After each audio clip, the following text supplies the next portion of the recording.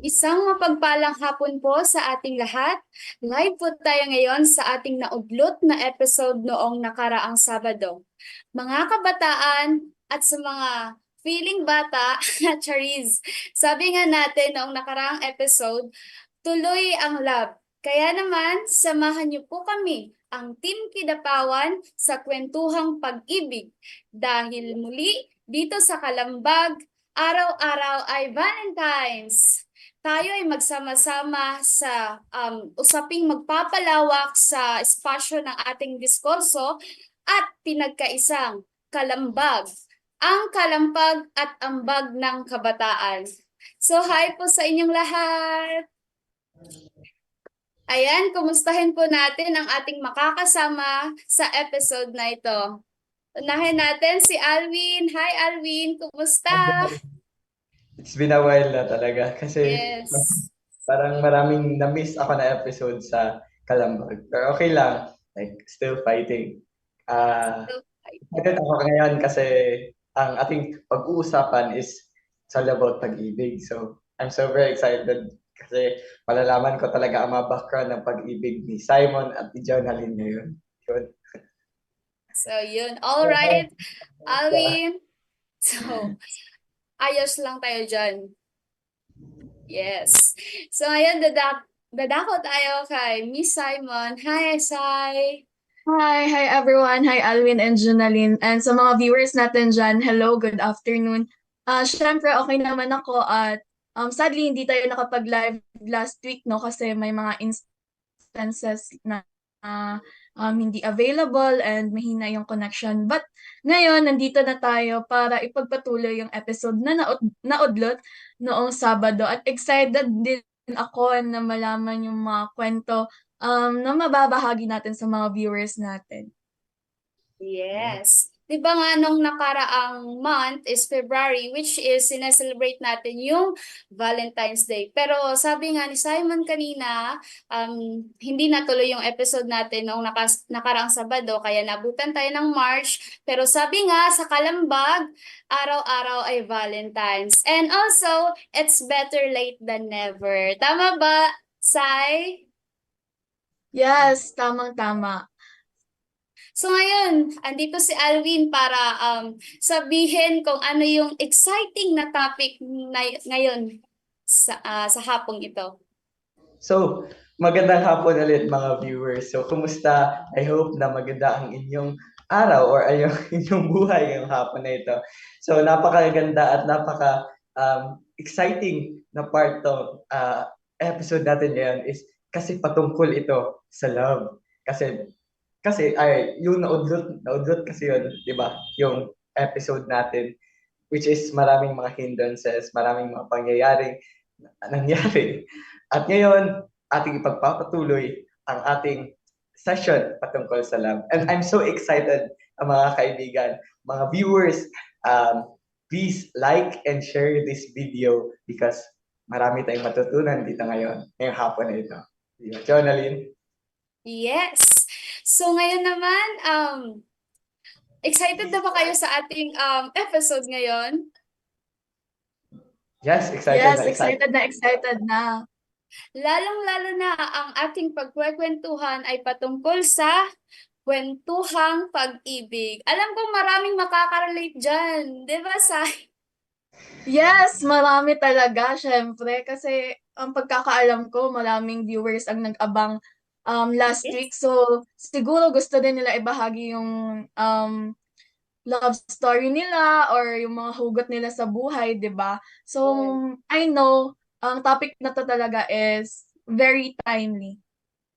Hi Ayan, guys! magandang hapon! Hi Hi, Dali! Rhea! Yes, nakahabol.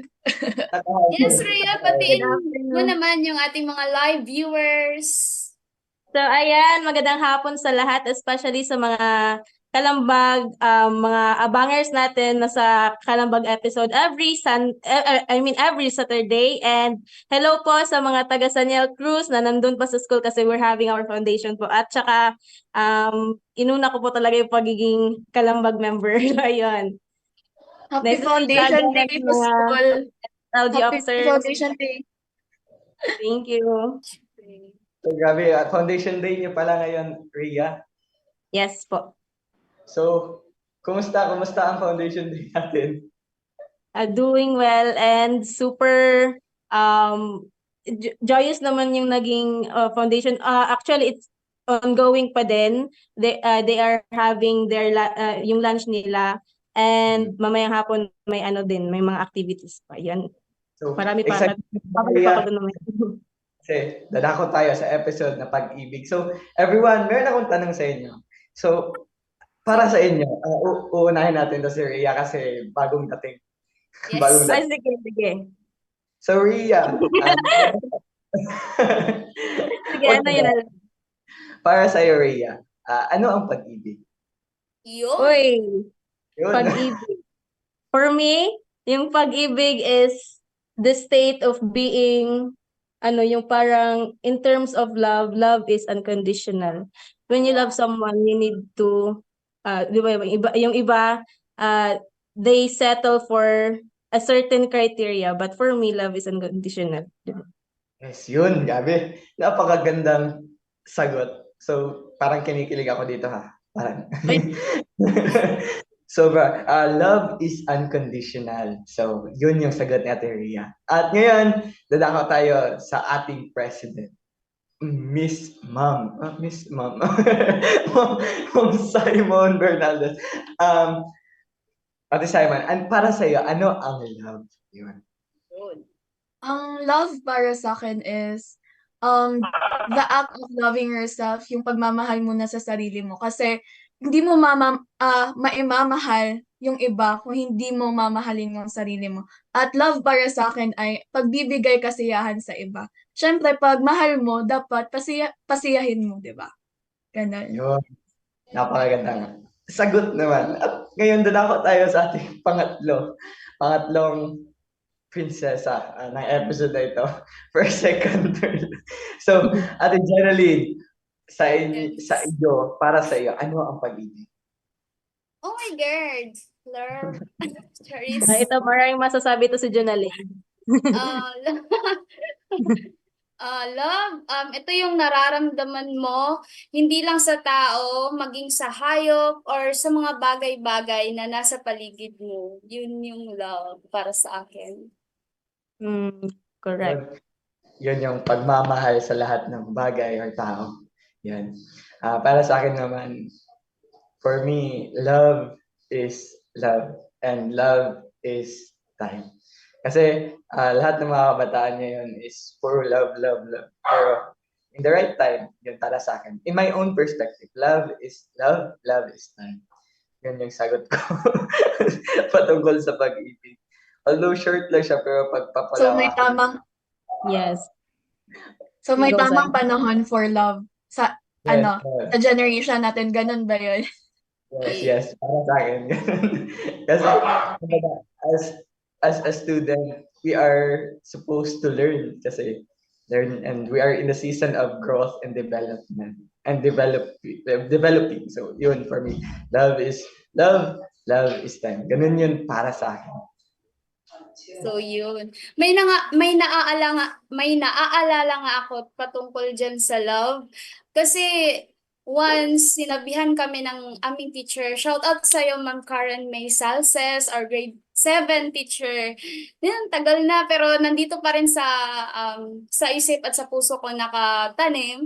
Sabi niya kasi love has no reason. Kasi pag mahal mo yung isang tao, isang hayop, isang bagay, wala kang rason. Kasi nagbigay siya ng example. What if love mo siya kasi maganda siya? What if love mo siya kasi magaling siya sa isang bagay? And then what if pag yung ganda niya nawala, pag dumating sa time na hindi na siya magaling sa ganyang bagay, love pa ba ang tawag doon? Kasi yun yung rason bakit mo siya minahal. So yun, May hugot ka ba, Jonalyn? may hugot. So Wala. sa ating mga viewers dyan, Baka sa ating mga viewers, may hugot sila patungkol sa love. Kaya comment down below kasi isa-shout out namin kayo, everyone. Yes. And also, mga viewers namin dyan, comment down below kung ano, para sa inyo, ano ba ang love? And share Yes. natin mga kabataan, sa ating mga na kabataan para mas marami tayong matutunan dito na episode na ito. Yes. Sabi nga ni Chris Aquino, love, love, love. Cheers. Sige, next na. Sige, so next question na tayo. Parang, pagdating sa love ba, parang ang dami nating masabi. Lalong-lalo na pag nagkaklase tayo, tapos sisingit lang yung topic na love. Parang andun na, pumupunta Naging yung ano, lesson. Yes. Nakakalimutan na may lesson appealing sa pala. mga interest ng mga kabataan ngayon. Yes. And I hope this episode, serves as very, parang, socializing sa mga viewers natin because in terms of love, marami talagang nakaka-relate, especially sa mga Generation Alpha. Ayan. Yes. Okay, so ngayon, pupunta na tayo sa ating next question. Cherries, parang may ano lang, no? Miss Universe. Next question. Siyempre yun, Okay. kasi sabi nga natin yung sa yung dating mga episode, when there is question, there is sharing and learning. Knowledge. Let's move on. Let's So, move on. kaya Alvin, sagutin mo tong next question. Sige, sige. Okay, ang ating next question. Alvin, ano ang mga senyales na malusog at hindi malusog na ang ugnayan sa pagitan ng mga kabataan at paano ito naapektuhan ng kanilang mga pagnanasa at pangarap? So, napakabigat na question, no? Kanina, kung pagtingin ko sa question, napapaisip ako, ano ba dapat ang mga answer dito? Pero, as time goes by, nag-think ako, and then, ito yung lumabas sa isip ko. Ang mga senyales ang mga senyales na malusog at hindi malusog na ugnayan sa pagitan ng mga kabataan is first of all, communication. Communication is very crucial and very important when it comes peer. And also, marami tayong magagawa sa communication. Kung walang communication ang isang tao, hindi siya gaano marunong makikipag-socialize. And parang, kumbaga, he or she is living in her or his world. Ganun. And also, malusog ang ugnayan sa isang kabataan or mga tao kapag merong communication. Because when there is communication, marami talagang nangyayari dyan. Socialization, and also, dyan din sa communication, merong love. Let us say, for example, merong mga tao dyan, and then communicate sila ng communicate.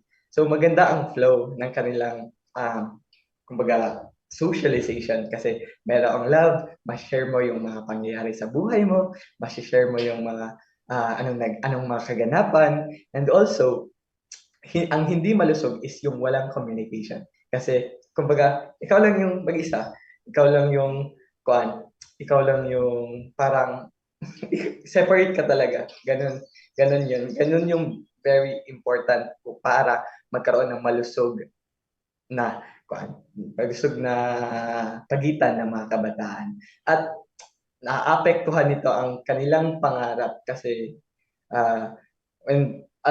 share ko lang sa inyo. Ito yung share ko about sa naapektuhan. Kasi when there is socialization and communication, marami talaga yung mapag-uusapan. Buhay, dreams, and mga pangyayari. And parang kapag ikaw lang mag-isa is kumbaga you are literally understanding your own understanding. Kumbaga wala kang basis.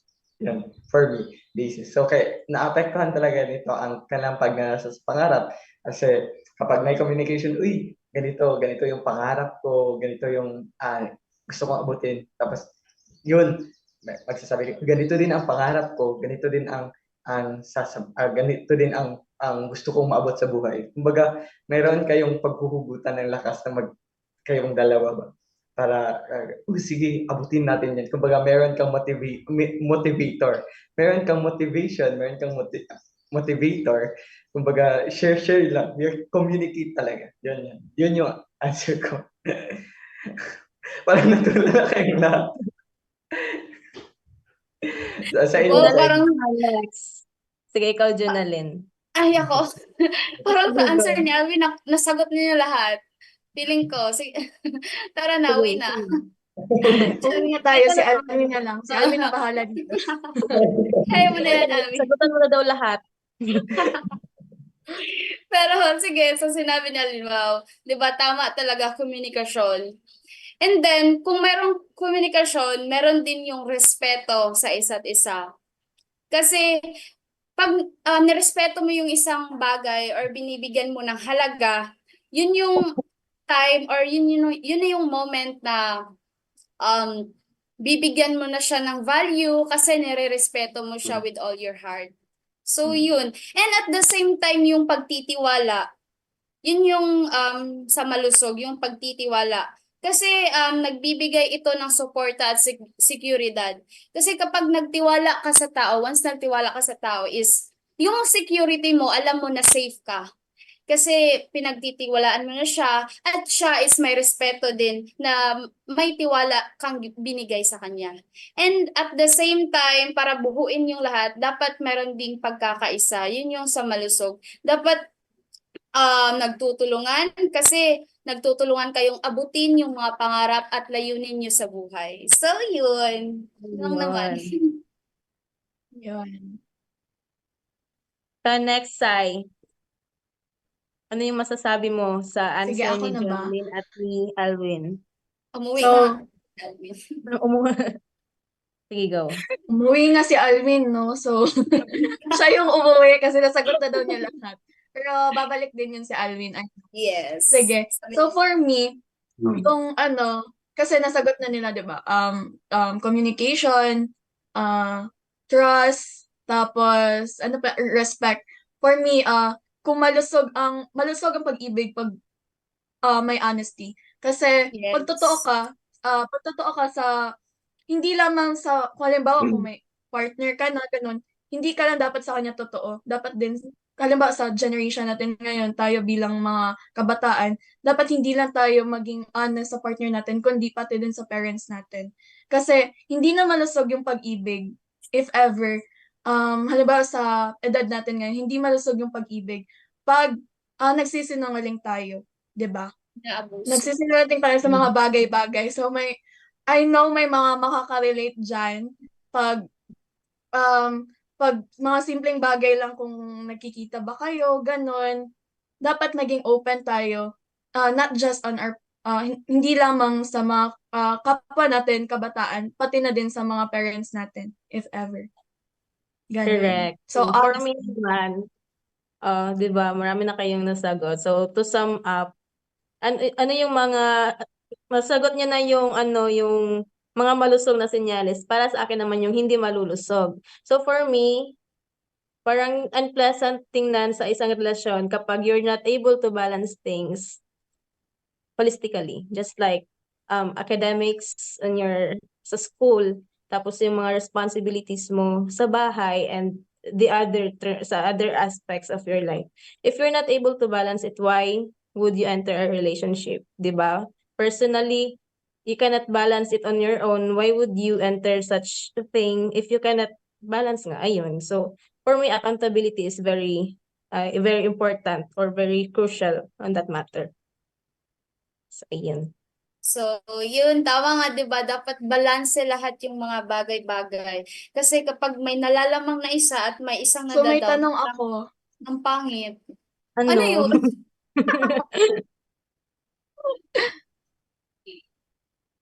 Sige, go. Sige, for the go. Ate Rhea at Ate Junalyn, kaya niyo na ba i-balance yung love at saka pagiging student leader, ganon, and pagiging, responsibilities din natin sa bahay, kaya niyo na ba i-balance yung mga ganon? Sino una? Si Junalyn. Sige, Kasi Beto. yung mas, Ladies first.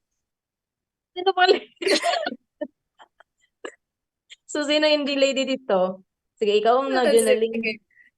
Sige, for the go. Para sa akin, syempre, oo. Kasi, nasa sa atin na yan kung paano natin siya i-balance. while having a boyfriend and at the same time as an academic achiever. So, alam ko yung pressure nandyan kasi pag sinasabi ng iba, pag nag-boyfriend ka, hindi na yan makakapagtapos ng pag-aaral kasi nag-boyfriend na. Pero, dapat alam mo sa sarili mo kung saan lang yung hangganan ng pagkakaroon mo ng love life. And ikaw yung magsiset boundaries para, mag-usap kayo na para sa future, sa ikakaganda ng future mo, dapat magkaroon kayo ng balance when it terms sa jowa at saka sa inyong academic life. So yun, Yes. How about balance. Ate Rhea? Si Rhea. Ate Sige Rhea. po. Go Rhea. Currently, I am able to balance it naman. So, sa academics, hindi ako nagkukulang. Siguro sometimes nagkukulang. Pero hindi naman perfect. So, kapag kasi, you need to, dapat ready ka sa mga, kasi relationship is not a joke. Kasi hindi siya accidenting, magkaka-boyfriend ka kaagad. It is something you need to plan, ganun. So, kung may plano kang magka-relasyon, dapat ready ka sa lahat. Financial, emotional, ganun. So sa mga walang jowa dyan, ayun, mag-isip-isip muna kayo. Okay, so sana all no nababalance and Ikaw siguro naman, for Ate me mag-iisip Sai. Baka naman siguro kayo Okay, ma-share ka. Atay. Baka siguro naman. for me Sabihin mo na. mag-iisip-isip muna ako kung kaya ko pa ba i-balance. Sa Pero kailaki-laki siguro ng no, national. Grabe. Kaya mo yan. from the both of you sa perspective nyo, kasi naintindihan ko na kaya naman siguro i-balance, 'di ba? But wag natin kalimutan yung mga ibang responsibilities natin and let's always set our priorities, 'di ba? Yes. So that is syempre yung pag-aaral natin and yung responsibility natin sa family natin, ganun. And Yes. yun na siguro doon na siguro papasok after nung dalawa is yung siguro yung partner mo, ganun, 'di ba? Basta know your boundaries and also the limits and the consequences that kung papasok tayo sa relationship, 'di ba? Kasi hindi lang naman 'yan puro saya lang, 'di ba? Tama ba Kuya Alwin? Tama talaga. Bumalik sa Alvin. Bumalik siya. Ay, sorry kasi nagkaroon ng technical problem. So, Basta ano ba yung live. question? Ano ba yung question? Sige. Ikaw, Alwin. Kuya Alwin. Kung mabalance ba? Yes. Mabalance ba yung when it comes love and education? Oo, ganun. Oo, yun.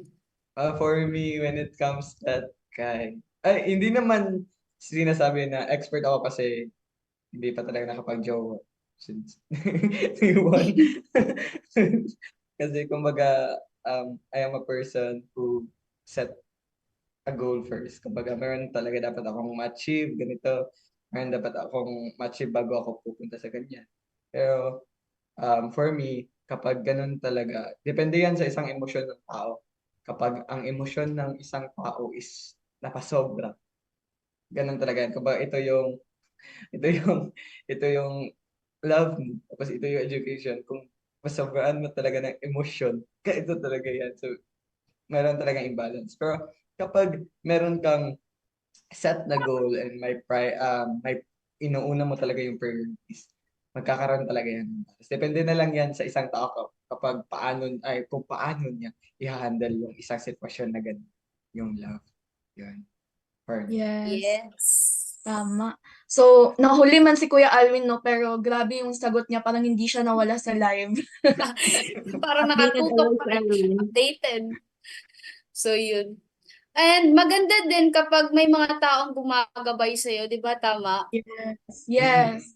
Just So, like yun nga, Lalo di ba? natin- Dapat maging open tayo sa mga nakakatanda natin para sa atin para maghingi tayo ng advice, ganun. Yes, Yes. tama talaga yun. And then, alam na ba natin na kapag in love tayo, puro post sa social media, lalong-lalo na pag sad girl o sad boy, 'di ba? Post sa social media, shirt post. Yung malamang Diba? palagi yung emosyon. Oo, Yes, tama. yun. Tama po. connection na naman tayo sa ating digital world, sa ating new technology, 'di ba? Kasi yung mga emotions natin, or yung nararamdaman natin, talagang papunta talaga sa Facebook world or sa IG, or depende na lang kung ano yung ginagamit ng iba.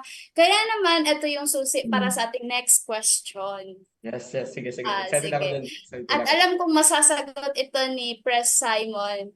Press Ate Simon. Again na nga. Yes.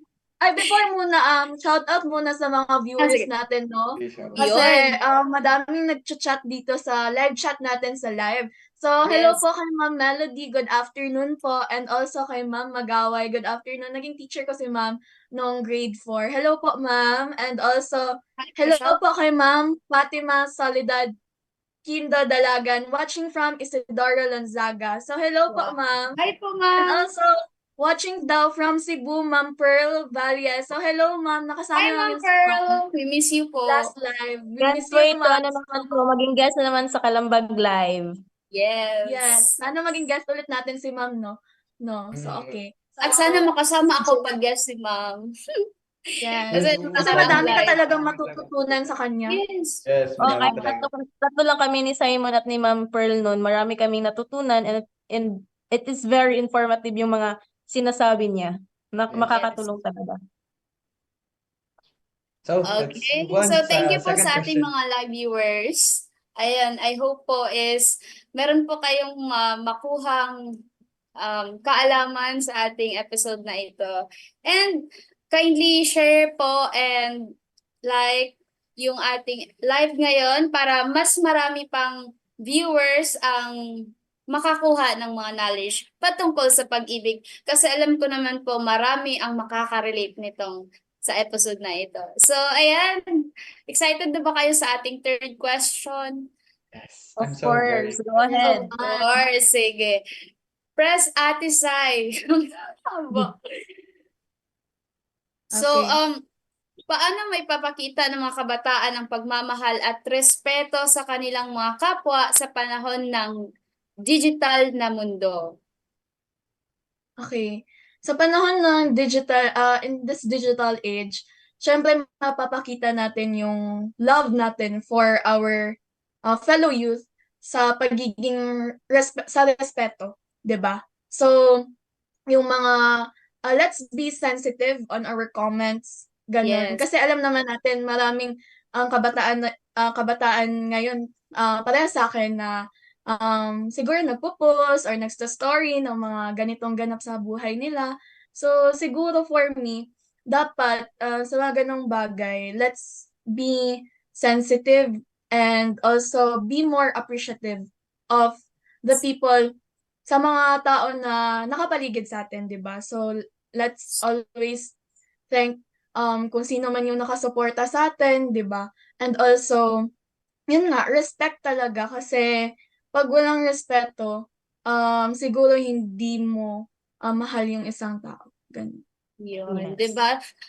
Nangunguna talaga yung respeto sa isa't isa. And ayan, si Alwin. Ikaw, Alwin.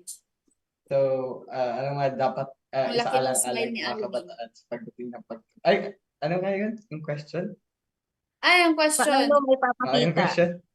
Oo, paano may papakita? maipapakita ng mga kabataan ang pagmamahal at respeto sa kanilang mga kapwa sa panahon ng digital na mundo? Ganun. For me, sige, sa ganun na question. So, for me, when it comes to digital or internet, sobrang lawak na talaga. Sobrang madami ka nang ma-access na pwede, marami ka rin ma-access na hindi pwede. So, paano ba, as a youth, paano ko ba maipapakita yung pagrespeto ko sa kanila? So, first of all, ang ginagawa ko, kasi when it comes Facebook, pupunta ako sa Facebook. Kaya hindi na ako gaano nag-Facebook kasi sobrang toxic. First of all, doon nagrarant yung mga kabataan ngayon. Doon nagsasabi ng mga anong mga pangyayari sa buhay nila. Doon sinasabi nila kung bakit sila ay yung broken sila, ganun din. Ganun. Sad So, boys. for me, ginagawa ko na lang na pinapabayaan. For me, it's a sign of respect lang sa kanila. Pabayaan ko na to sila. And then, sometimes yung iba kong kasama, sinasabihan ko na, okay lang yan. Chat ko, pina-PM ko. Pini-PM ko sila na okay lang yan, kaya mo yan. And also, as sa internet, marami ka ring mga pages na mayroong mga motivation na, di ba? Ganun. So, pwede ka dun sumali and share sa Facebook mo. And, kumbaga, kahit magandang gawain lang sa social media, malaking maiidulot ito sa buong kabataan. Kumbaga maging role model as a student, as a student leader, or as a person ba yan, or meron ka mang pamilya. Kumbaga makikita mo talaga yung love doon kapag ginagawa mo yung tama for me. Yan. True, di ba? Reality. Dapat sasali ka lang doon sa mga positive na mayroong positive na maidudulot sa iyo, spiritually, morality, and sa life mo. So, yan. Si Rhea, how about you, Rhea?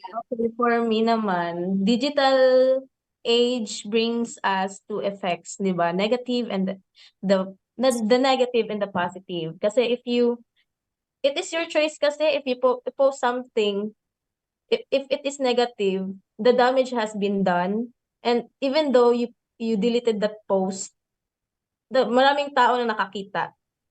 Basta kasi kapag na-post na maraming nakakita, so parang tatatak pa din sa isipan nila na nagawa mo yon. Kaya best advice siguro na maibibigay ko sa mga kabataan, especially sa generation natin, is to think before you click because there is no turning back. Yes, true. Ikaw naman, Jonalyn. Sige, go.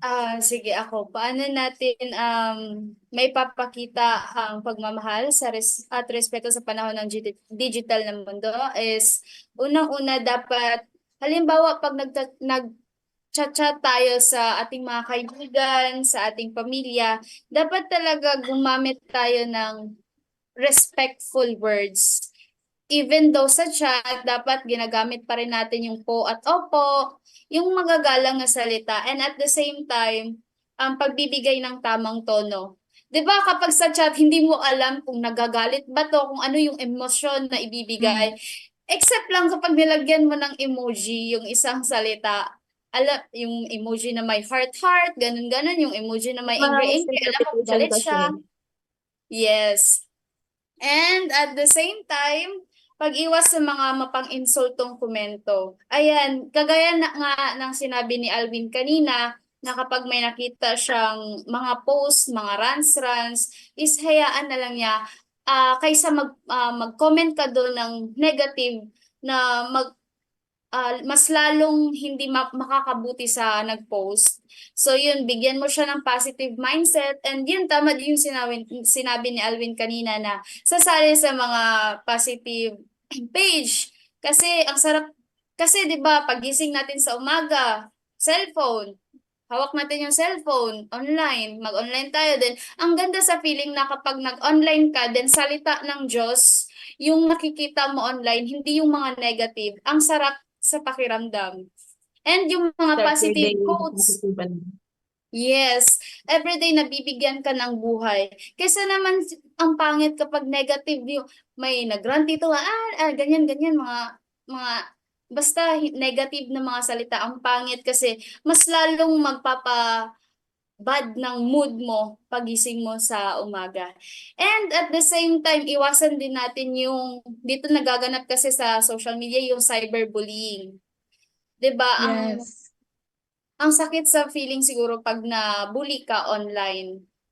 And doon na nawawalan ng self-confidence yung mga kabataan natin. Kaya nga yung sinabi ni Rhea kanina, think before you click because there is no turning back. Ang ganda nun, Rhea. Pwede natin yung quote of the day. Think Sure, before sure. Sige. And also, maging maingat sa paggamit ng social media. Yun yung kabuhuan ng ating, nung tanong, question number 3. So, yun lamang para sa akin. So, ayan. And Yun, baka may maidagdag pa kayo tungkol sa ating digital na mundo and paano natin mabibigyan ito ng respeto. So ayun, 'di ba may ano tayong sa during senior high school, may mga computer connected yung mga subjects natin. Then nasisingit ng mga teacher natin kung paano gawin ang mga bagay-bagay na kasi may mga naituturo sila na that might parang matitrigger yung mga bata na ay ganito pala ganun. So uh, uh, for the assistance ng mga teachers, nagagabayan nila paano yung mga dapat gawin. And thank you for those teachers na hindi lang basta turo, siyempre nagbibigay ng aral at saka Yes. ng mga magagandang asal para sa ating mga estudyante. Ganun. Yes. Yun. And sa tingin ko, yun yung passport sa ating next question, Rhea. Tama ba? Opo, Patungkol parang sa ganun nga. gabay. Gabay ng mga magulang at teachers. Ano nga yung question natin, Ray? Ito. Ano ang mga makabuluhang hakbang na maaaring gawin ng mga magulang at guro upang gabayan ang mga kabataan sa kanilang mga pag-ibig na karanasan? Ayun. So first is si Alwin, gano'n. Si Alwin yung first na mag-a-answer. Yun. So first, I'm sorry to sad to say na, pero, um, yung one of my friend na nagkaroon ng kaibig niya. Kumbaga, meron siya, Kaibigan. Kaibigan. nagkajowa siya. And then, to the point na pagkatapos, naghiwalay sila, is, yun, hindi ko i-mention yung, Sige, go. Okay lang. at yun, nagpakamatay siya. Yun, yes. It is so very sad kasi, ah, dahil sa pag-ibig. So, ano ba dapat gawin ng mga magulang or mga teacher? First, yun talaga yung unang answer ko sa number one, communication talaga. Kasi, sabi pa nga ng oral co teacher ko sa grade 11, Grade you 11. need to have a communication in your life because communication is very crucial. And also, when it comes family, you need to have communication. Dahil kung walang communication talaga, hindi mo malalaman yung ano ang background, ano ang attitude, ano ang mga gusto at di gusto ng isang tao. Ganon.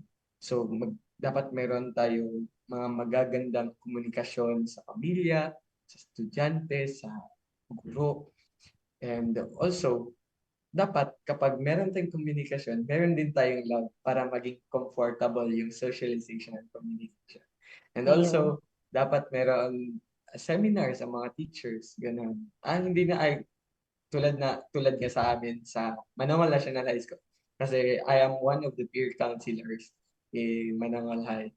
And also I am a lecturer. So yung programs namin in this February, yung sa February, month of February, is meron kaming program na True Love Waits. Yun. Yan, nag-lecture kami sa mga kabataan, kung ano dapat ang kanilang gawin. Yan, meron yung tatlo. Share ko lang sa inyo. Share ko na lang. Sige, sige. So, Handa kami first, makinig. first is, as a student, we are learning and growing. We are in a season of, a season in life, a season in life, a transition, yun. A season in life and a transition. Nakalimutan ko yung pangatlo. A season in life, we are a student and also we need to study because we are in growth development. And also a transition. When it comes love kasi, meron kasi yung transition. And dapat, hindi gaano, anong tawag ito? Hindi dapat tayo pupunta sa love na for char-char lang. Kasi yung iba kasi ng mga estudyante, love, char-char lang. Kumbaga, for me, mga date to marry. Ganun talaga yung, ganun talaga yung, Ano yung yun? Pakiulit. Alwin, pakiulit. Day date to 2? date to marry talaga. Gano'n. Ganun talaga. Ganun talaga. So, dapat magkaroon ng programa ang mga teachers, ganun, and communication. Yun yung Yes. So next. Next next is next ikaw, one. Junalyn. Sige. Sige, ano nga ba yung makabuluhang hakbang na maring gawin ng mga magulang at guro upang gabayan ang mga kabataan sa kani-kanilang pag-ibig? So siguro yung guidance, ang sarap sa pakiramdam na magkaroon ng guidance sa mga parents, lalong-lalo na sa love life. Kasi sinasabi nga nila, um, papunta pa lang kayo, pabalik na kami. Yun yung words na sinasabi nila. Kasi alam na nila kung ano yung takbo ng love life. Kapag ikaw Yes. ay Tama isang talaga. teenager or mga, yun.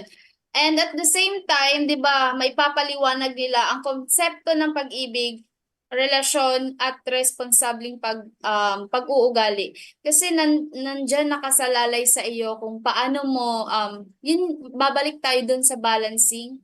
Kung paano mo i-balance yung love life mo sa iyong buhay as estudyante, as anak ng iyong mga magulang. So, yung guidance ng parents, sobrang importante yon. Kasi, ang sarap sa feeling kapag barkada mo yung magulang mo. Kapag Yes. unahin mong barkadahin yung magulang mo. Tama talaga. Kasi dun mo na-share sa kanila, 'di ba? Sinishare Yes. mo sa kanila, ma, ganito, ganyan, ma, may crush ako pa, may crush ako. Pero alam natin na nakakahiya kapag hindi tayo sanay, 'di ba? Tama ako? Kasi Yes. nakaka-relate ako diyan. Yes. Nahihiya tayong mag-share, pero na-realize ko na dapat palang unang maka-knows, yung unang dapat ano maka Unang ano, unang Makaalam. makaalam yun. Makaalam yan. is yung parents natin. Kasi sila yung taong hindi magja-judge sa'yo kasi dugot laman kanila. So, yun. Parang Yun kinukuha yung, ka na Sige, sorry, next. ganyan. Oo, sige. Next. May Kay dagdag ka Ate pa, Press Annalyn. Sige, ikaw. Ate Press Simon. So, ako na ba? Oo. Yes. Opo. Okay. So, para sa akin, no, so, sabi ni Alvin, communication is the key. Yung kay Jonalyn naman is openness sa parents natin. So, i-incorporate ko na lang yung akin, no. So, yun nga, communicate constantly with your parents and be open, 'di ba? Kung kaya mo, sabihin mo sa kanila na ganito yung mga ganap mo sa buhay, 'di ba? Para maging updated sila sa 'di ba? Pero let's also consider na makinig din sa mga advice nila. And also, wala naman sigurong parent na um, magsasabi ng ikakapahamak ng anak nila, 'di ba? Tama So, lang. yung mga advice nila is advice o pangaral nila is for the betterment of our future lang yun, 'di ba? And Tama. also, siguro din sa parents natin kasi may mga instances na yung mga kabataan din is nahihiya mag-share kasi baka hindi maintindihan, ganun, 'di ba? Kasi may mga ibang kabataan na ayaw ko mag-share kasi hindi din naman to maintindihan nila mama ni papa, ganun. Siguro respect each other, both the parents and also the child kasi wag natin i-invalidate porket hindi same yung age. Pero yun nga, respeto, respeto, respeto. Tama, And tama. also, kung hindi man kayo nakakapag-share sa parents ninyo, share nyo sa teachers nyo. Kasi alam ko may mga Yes. teachers tayo na kabarkada natin, di ba? Ganon. So, share nyo lang kasi kung wala kayong mapag-sharean yan na mas nakakatanda, baka yung mga decisions nyo in life is medyo hindi tama or medyo hindi swak sa panahon, 'di ba? So dapat kailangan talaga natin ng constant guidance sa Yes. age, lalong-lalo na sa age natin ngayon. So yun, respect and also listen to your parents. Good. Ganun. Si Rhea Okay. naman. Ako naman, kasi yung parents at teachers natin, hindi po sila manghuhula. So, ikaw po yung first na mag-a-approach sa mga problem. I know it is very parang nakakahiya kasi sa generation nila, way back before at sa generation natin ngayon has a big gap, Difference. di ba? Yung pagdidisiplina noon at sa ngayon parang hindi akma kapag tawag ganyan, napalo ka, parang ang big deal kasi noon kahit basta may ihihinga ka pa, ganon, go Yun. pa din. So para sa akin, ayun, communication lang talaga. Yung iba yung pagko-communicate ng mga parents noon sa mga anak nila at iba na din kasi yung generation natin ngayon, yung mga kabataan, 'di ba? Parang hindi nagsisink in sa kanila yung pagdidisiplina na nakagawian ng mga kabataan noon sa panahon ng ating mga magulang. So, para sa akin as a child, I need to adjust kasi parents natin sila and sila yung nakakatanda and mas may experience pa po sila kaysa sa atin. Yes, tama. And mas may alam sila dyan kasi, 'di ba, napagdaanan na din nila yan. And sabi nga ano yung sabi mo, Jonalyn, about yung sabi ng parents Papunta pa mo? lang kayo, pabalik Oo. na kami. Oo. Yun. So sila talaga yung may alam. So dapat makinig talaga tayo sa kanila, 'di ba? Yeah. And gaya ng sabi ko, walang parent na gusto mapahamak yung anak nila. And tama din yung sinabi ni Ate Presay kanina na sa teachers, 'di ba? Pwede naman tayong lumapit sa ating mga teachers lalong-lalo na, 'di ba? May guidance office tayo, may guidance counselor. Kasi minomonitor kasi pati yan sa school kapag halimbawa parati kang absent, then yung rason pala is yun, nagla-love life ka na, nagmi-meet up ka na, then lumiliban ka sa klase, 'di ba? Siguro may Opo. makaka-relate niyan. Pero may guidance tayo, sila yung nagmo-monitor, and yun, nabibigyan tayo ng tamang desisyon sa life, and nabibigyan tayo ng guidance. Kaya nga andyan sila para tumulong sa atin. Not, hindi lang dahil estudyante tayo, kasi concerned sila sa ating future. Yun, di ba? Yes. Yun. Tama. And eto yung question natin. Question number 5, kung Last hindi na ako ba? nagkakamali. Last na? Okay. So, ano ang mga bagay na dapat isalang-alang ng mga kabataan pagdating sa pagtuklas ng kanilang sariling identidad at pagmamahal sa iba? Yun. Sino unang sasagot? Sige, ako. Syempre yung Ate Rhea. ako. Sige, si Ate Rhea. Yes. Sige. Ano Go. pakiulit niya? Ano ang mga bagay na dapat isaalang-alang ng mga kabataan pagdating sa pagtuklas ng kanilang sariling identidad at pagmamahal sa iba? Yun. Para sa akin, yung unang isaalang-alang nila o yung unang-una sa lahat is the love for yourself. Tama nga yung sinabi ni Simon kanina, di ba, na Pagmamahal sa you cannot give love, di ba? Kapag personally wala ka ding love sa sarili mo. Kasi why nga, di ba? Hindi mo nga mabigay yung simple na virtue sa self mo, di ba? Paano ka magbibigay sa iba ng love? Parang it is a big deal talaga kapag for yourself hindi mo siya magawa tapos gagawin mo sa iba. Parang ang hirap, parang it is a big adjustment and it takes time. For me it is a person very issue siya kasi parang igugugol mo talaga yung time mo sa yung sinasabi lang hahanapin mo yung sarili mo and ayun, love yourself muna. Yes, true. Iba reality. Dapat, paano ka makapagmamahal sa iba kung sarili mo hindi mo kayang gawin, hindi mo kayang mahalin, di ba? Yes. Reality yun sa life. How about si Ate Presay?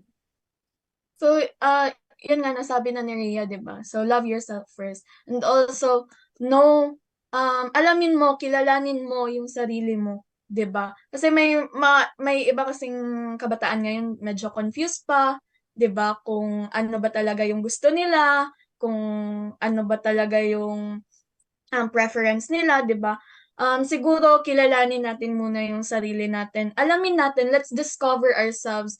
Kasi journey naman to and wag matakot mag-explore, 'di ba? Huwag matakot mag-explore. Huwag matakot mag-explore in a good way na ah, ganito pala yung gusto ko, ayoko pala nito, 'di ba? Kasi para matutunan mo kung ano yung um, hinahanap mo at kung ano yung swak para sa'yo. And kung nalaman mo na kung ano yung mga yun, uh, that's the time na you can love others. Yes. 'Di ba ang ganda kapag mahal mo yung sarili mo kasi nagagawa mong magmahal din ng iba. Yes. Yun. And at the same time, may pagtanggap ka sa sarili mo kasi mahal mo yung sarili mo, kaya mo na siyang tanggapin. Kung ano yung mga na-discover mo sa sarili mo, ay, kaya ko pala magganito, ako pala ito. Yung pagtanggap na kung marunong kang tumanggap sa iyong sarili, makakakuha or makakayanan mo ding tanggapin yung ibang tao. 'Di ba? Connection lang siya doon sa sinabi ni Sai na kung marunong kang mahalin yung sarili mo, makapagmamahal ka rin ng iba. So ayan, it goes for Alvin. Ano yun, Alvin? Parang may Ulit gusto yung talagang question. sabihin si Alvin na kanina pa. Ano nga ulit yung question? Sorry. Ano nga ulit yung question, Janeline? Question. Jonalyn, ano daw yung question? Ano nga yun? Sorry. Ay, okay, yung question. Ano ang mga bagay na dapat isaalang-alang ng mga kabataan pagdating sa pagtuklas ng kanilang sarili or kanilang sariling identidad at pagmamahal sa iba? Yun yung question. So, parang na-answer naman ng lahat. So, you need to love yourself first to love others kasi you cannot love him or her if you are not loving yourself. Di ba? Tama.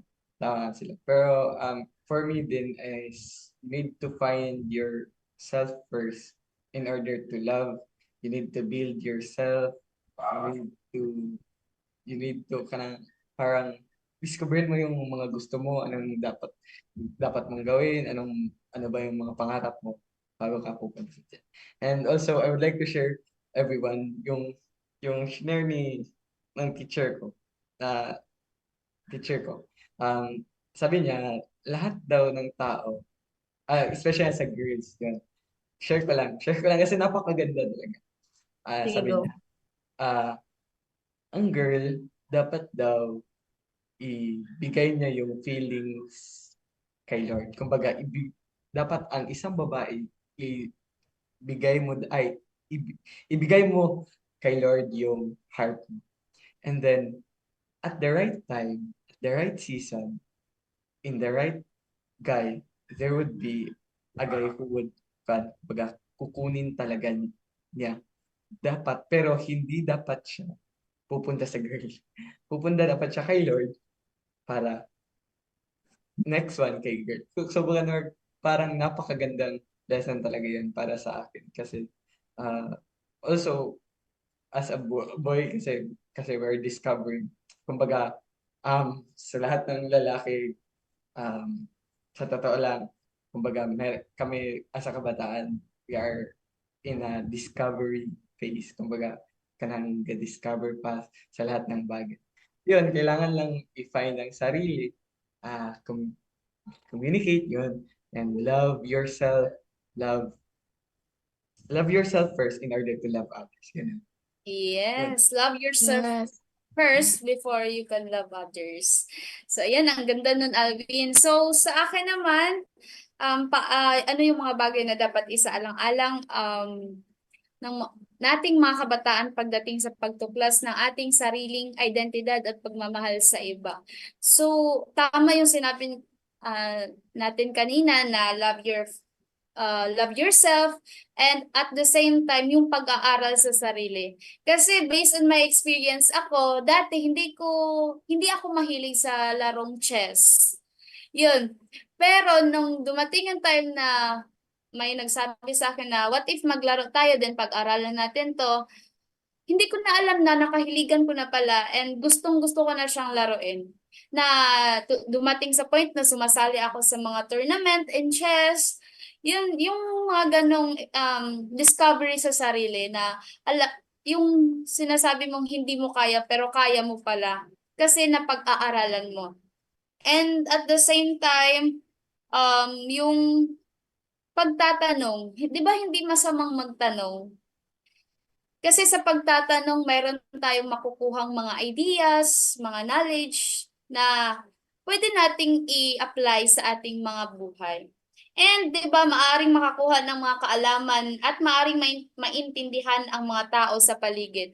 Kasi like kapag nagtanong ka, malalaman mo yung rason kung bakit ganyan yung mga bagay-bagay. And kapag nagtanong ka, especially sa sarili mo na kaya ko ba to? Ikaw at ikaw lang mismo ang makakasagot kung itatry mo. Kagaya ko, di ba?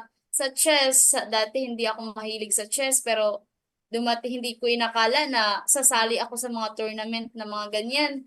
And, ayun, and at the same time, yung pakikisalamuha, yung socialization na magaganap, na maging open ka sa lahat.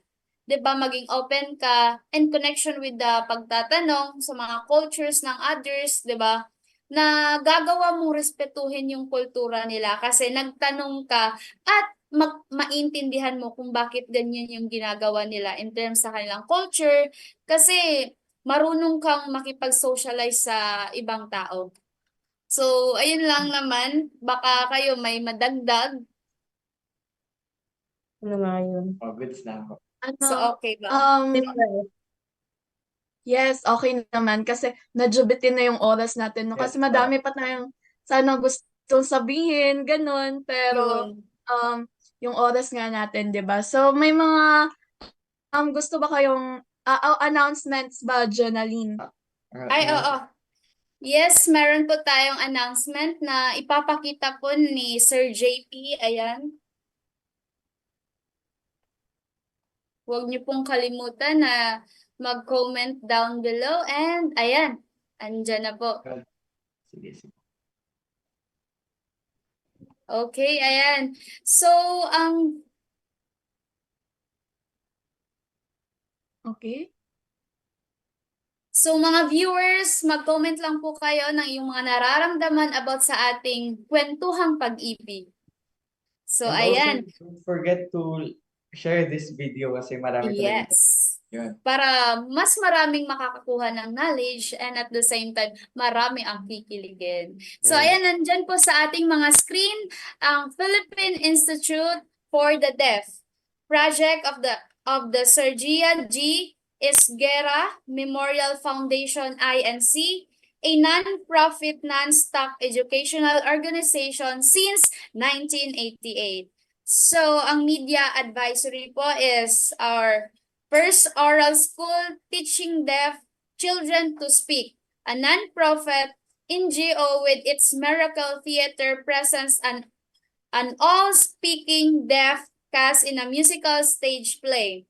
Happily Ever After, to raise funds for the gift of speech to indigent deaf children. Carlos P. Romulo Auditorium, 4th floor, RCBC Plaza, Buendia for Ayala Avenue, Makati City. Ayan, at abangan niyo po yan ngayong March 21, 2024, Thursday at 7 p.m. And also for reservations, please call Miss Marie Chris Ibayan at 703-1819 or sa 564-0156 or sa 564-0126 or text at 09178-720969. Or you may buy at the RCBC Theater ticket window. And ticket prices from 1,500, 1,500. So, yun po. Can I have a shout out po? So, Okay, shout for out the po go. to Ma'am Emmy Manliguez Cambonga. Correct me if I'm wrong po. And for Ma'am Nelma Concepcion. Hello po, good PM. Good PM po. So, ayan po. Huwag niyo pong kalimutan ang All Speaking Deaf cast in a musical stage play. Ayan po. So, may mga further announcement pa po ba before tayo mag-end sa ating live? So, So, ano ako, no, may sasabihin lang sana ako. Sige, Sige, Sai, go. ikaw muna. So March na ngayon, di ba? So we are also celebrating National Women's Month. Yes. So yun, abang-abang tayo for this month, for the upcoming episodes. I know makakatopic din tayo ng about Women's Month. And also, huwag niyong kalimutan, babae ka, hindi babae lang. Yun. Yan. Jonalyn, may mga announcement pa po ba? Thank you po sa Inet Philippines sa Kalambag dahil nagbibigay sila ng opportunities sa mga kapwa ko kabataan, lalong-lalo na tayo, na magbigay ng ating mga opinion patungkol sa love. And ayan po, shout out po sa aking Masibulig Integrated School family headed by our esteemed teacher in charge, Ma'am Clarice Angela M. Hasanyon. Shout out to you, ma'am. And shout out to my MIS teachers. And I would like also to thank you, Kalambag, for this very wonderful episode because kumbaga marami talaga tayong natutunan at ni-share about sa love. So, shout out din sa SSLG FAM ko sa Manawag National High School, teachers, Yes. staff, and admins. So, maraming salamat mga kaibigan. Muli, ako nga pala si Alvin Payne Elmurgo. Sorry. Muli, ako nga pala si Alvin Payne Elmurgo mula sa Kalambag, Kidapawan. So ako And- naman, shout out po sa mga SSLG officers ko. Kung saan man kayo, shout out sa inyo. And for the teachers and staffs of Sanyal Cruz National High School, and for the upcoming activities pa ng iba't ibang schools, and sa mga upcoming Kalambag episodes, abang-abang po mga viewers natin because I know there's a big revelations na naman next Kalambag episode. And pahabol po na shout out sa ating napakagandang SSLG Federation Advisor, Ma'am Michael Rosette Trujillo. Hi, Ma'am. Shout Hi, out. ma'am! I know Hi he's po, ma'am. nag-watch si Ma'am even though may hindi mabuti yung pakiramdam niya. Shout out, Ma'am. Okay. Shout out kay ma'am. Ate So Sai, yun no, ikaw. so thank you sa mga viewers natin na Yes. hanggang ngayon nakasubaybay pa rin. Don't forget to like or react any reactions and share sa school namin, City High, hello. Yes. And also to my SSLG family, hello.